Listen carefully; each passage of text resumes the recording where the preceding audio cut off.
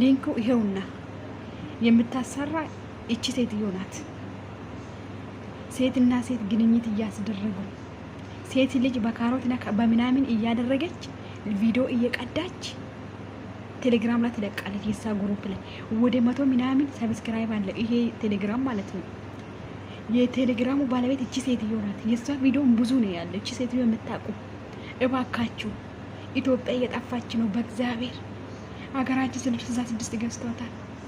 አቤት እስኮ ማርና ክርስቶስ 1500 ቪዲዮ አለ የሀበሻ ብቻ።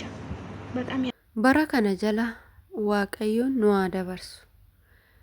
Isinis nus hamma dandeenyuun of eeggannoo gochuun baay'ee barbaachisaadha. Harka fuudhee akkam jirtan jaalatamtootaa fi kabajamtoota hordoftoota keenya. Egaa akkuma argitan onlaayiniidhaan wantoota isinitti dhufu kamiyyuu namatti dhufu kamiyyuu itti of amantanii of gattaniitoo akka barbaadan hin ta'inaa.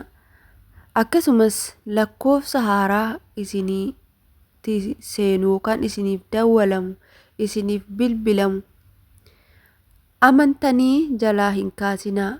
Jalaa illee kaastan of eeggannoo guddaadhaan jalaa kaasaa. Yookaan immoo hubadhaa lakkoofsi kun lakkoofsa eenyuti, lakkoofsa nama ani beekuti jedhaatu adda baafadhaa. Akkasumas telegiraamii irratti jechuudha, akkuma obboleettiin keenya jette wantoonni garaagaraa kuni hojjetamaatii jiru jechuudha.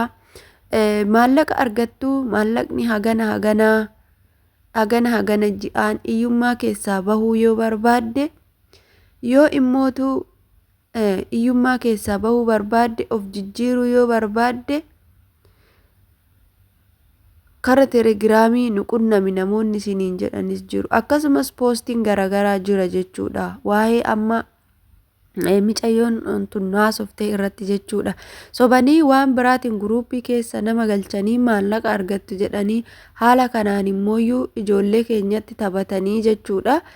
Telegiraamii irratti gadhiisanii kaa hojii waaqayyo hin jaalanne, hojii namaafis gaarii hin taane addunyaan hojjechaa jirti jechuudha. Kanarraa immoo eenyutu of eega yoo jenne numatuyyuu of eega jechuudha. Egaa kanarraa of eegaa. Akkasumas immoo niitattiin amma micayyoon jettu tuni yoo dhugumaan Itoophiyaa taate, Itoophiyaa keessas jiraatte, bakka fe'esaa jiraattu, wantoonni sun hundi ragaa ta'eetoo gadi bahee ishiin kun bakka jirtutti akka qabamtu. Egaa warroonni ishii wajjiniin hojjetanis ishii duuba jiranis immooyyuu osoo seeratti dhiyaatanii, akkasumas immoo biyya keenyaaf kadhannaa nu barbaachisaa, kadhannaa kadhadhaayii. Akkasumas immooyyuu ofillee eegaayii. Shamarran keenya wantoota hedduutu onlaayinii kanarraan deemaa jira. Telegiraamii, iimoo, wantootuma miidiyaa jedhame kam irraayyuu of eegaa adaraa keessani. Viidiyoo waraabuu, nama erguu, nama viidiyoo koolii dawwaluun amma yeroo ammaa kanatti sodaachisaa ta'ee jira. Bilbila namaa isiniin jechuun jaaladha. Yoo dandeessan waa'ee amantii keessanii gattaa'atoo baradhaa'ee, akkasumas wantoota isin fayyadu, wantoota sammuu keenyaaf gaarii ta'e tokko yaa laallu malee, yaa dhaggeeffannu malee waan hin taane maallaqa isinii ergama jedhamee, maallaqa isinii kennama jedhamee wantoota garaagaraa, wantoota waaqayyo hin jaalanne hin hojjetinaa. Dafqa keessaniin jiraadhaa, daraa of eeggadhaa isiniin jenna.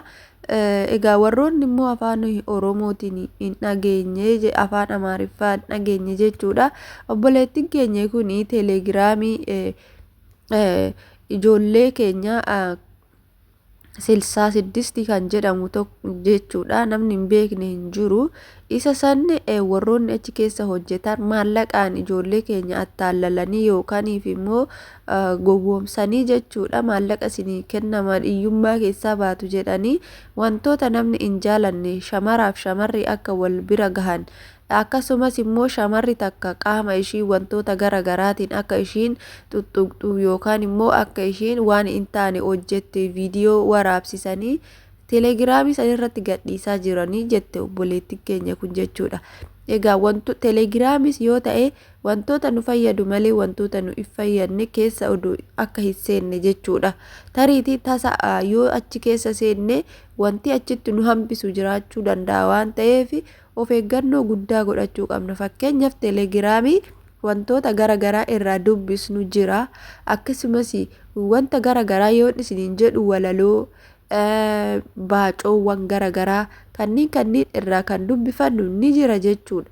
Akkasumas immoo karaa garagaraati waa'ee amantiin keenyatis hin jira jechuudha. Telegiraam irrallee wantoota porofaayilii isaa badaa akkasuma wantoonni porofaayilii isaa qaama qullaa harmaa ol qullaa kanniin jechuudha.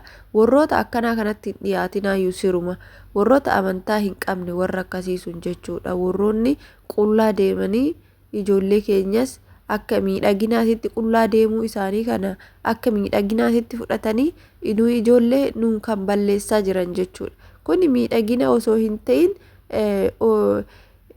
ofiin jiraatanii isaan jechuudha. Akka ofii isaaniitti akka waaqatitti osoo hin ta'in akka ofii isaaniitti kan jiraatan kan ajaja waaqaa gadhiisan jechuudha. Kan yeroo hunda waan akkanaa hojjetan. Kanaafuu kinoo dhageessanii jirtu viidiyoon nama Itoophiyaa ta'ee qofti kara viidiyoo 100 jechaa jirti jechuudha mucayyoon kuni.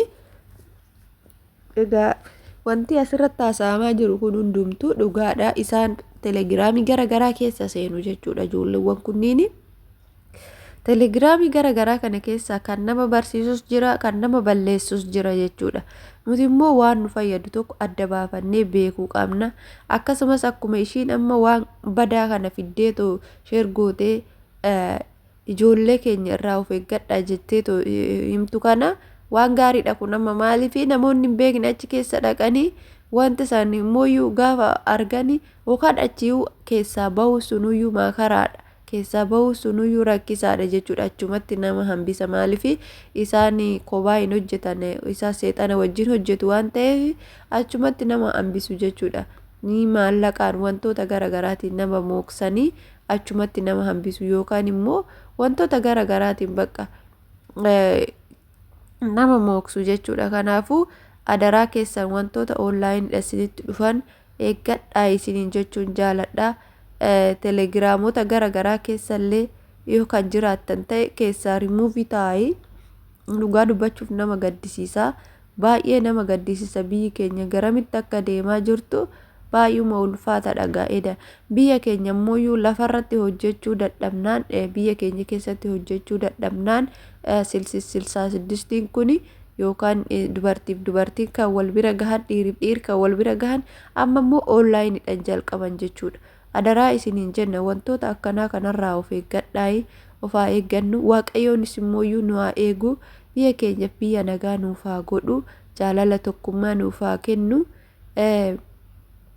Rabbi nu haa eegu. Walumaa galatti kan isa harkaa bahu hin jiru. Nuti humna hin qabnu.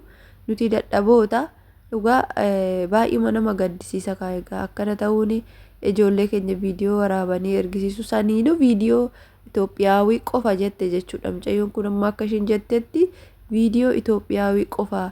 Viidiyoolee akkanaa kana kan kinoo kaarotii kan maamina kana jechuudha. Ijoollee of tuttuqsiisanii wantoota garagaraatiin kan ergisiisan kuni dhiirota qofa osoo hin ta'in kinoo dubartiinis wanta akkanaa kana maallaqaaf jettee jireenya ishii lafa kana irraa filattee jireenya ishii har'a qofa nyaattuu filattee jireenya ishii kan boruu dagattee jireenya ishii gaafa dachee kanarraa deemtee dagattee har'uma qofaaf kan jiraattu lubbuu namoota meeqaa kan balleessan jechuudha.